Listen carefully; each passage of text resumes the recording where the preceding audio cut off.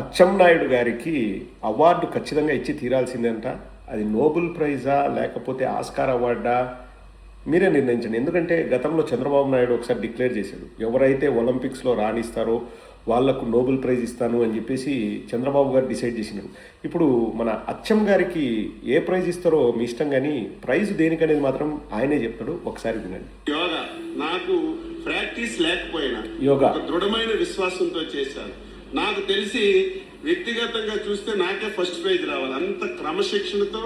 యోగా నాకు ప్రాక్టీస్ లేకపోయినా ఒక దృఢమైన విశ్వాసంతో చేశాను. నాకు తెలిసి వ్యక్తిగతంగా చూస్తే నాకే ఫస్ట్ ప్రైజ్ రావాలి, అంత క్రమశిక్షణతో.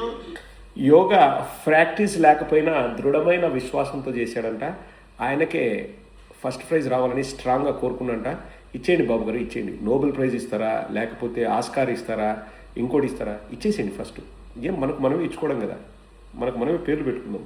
అచ్చెన్నాయుడు తక్కువ, బాగా ప్రాక్టీస్ లేకుండానే బాగా చేశాడంట యోగా.